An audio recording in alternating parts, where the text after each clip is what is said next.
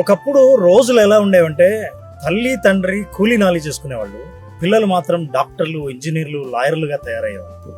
కానీ ఇప్పుడు తల్లిదండ్రులు ఇద్దరు ఉద్యోగాలు చేస్తున్నారు, మంచి డిగ్రీలు ఉన్నాయి, సొంత ఇల్లు ఉంది, డబ్బు ఉంది, ఆస్తి ఉంది. కానీ మరి పిల్లలు ఏం చేస్తున్నారు? ఇన్స్టాగ్రామ్లో, సోషల్ మీడియాలో పనికి మాలిన పాటలకు డ్యాన్సులు వేస్తూ వైరల్ కావాలనే టైం వేస్ట్ చేస్తున్నారు. ఈ ప్రయత్నంలో జీవితంలో విజయాన్ని సాధించే మార్గాల్ని మర్చిపోతున్నారు. ఏ ఊళ్ళో చూసినా, ఎప్పుడు చూసినా సరే చిన్నపిల్లలు పార్కుల్లో చేతుల్లో గేమ్లో ఆడుతుండడం, రీల్స్ చూస్తూ ఎప్పుడూ ఫోన్ వాడుతూ ఉండడం కనిపిస్తుంటుంది. ఒక్కసారి చైనా దేశంలో చూస్తే 18 ఏళ్లలోపు పిల్లలు సోషల్ మీడియా వాడటం బంద్ చేశారు.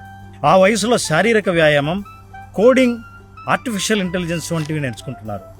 అక్కడి తల్లిదండ్రులు మొబైల్ ఫోన్ పిల్లల్ని దూరంగా ఉంచి మంచి ఆటలను ఆడిస్తున్నారు. ఇక్కడేమో తల్లిదండ్రులు ఇద్దరూ పనిచేస్తున్నారు కాబట్టి పిల్లల్ని నిశ్శబ్దంగా ఉంచడానికో, భోజనం తినిపించడానికో మొబైల్ అలవాటుని చేస్తున్నారు. ఇప్పుడు హై స్కూల్ రోజుల్లోనే పిల్లలు రోజుకు 4-5 గంటలు మొబైల్ పైనే గడుపుతున్నారంటే నమ్ముతారా? ఇంకా చాలామంది పూర్తిగా శారీరక శ్రమకు దూరమై చిన్న వయసులోనే కంటెంట్ క్రియేటర్ వేటలో బిజీగా ఉన్నారు.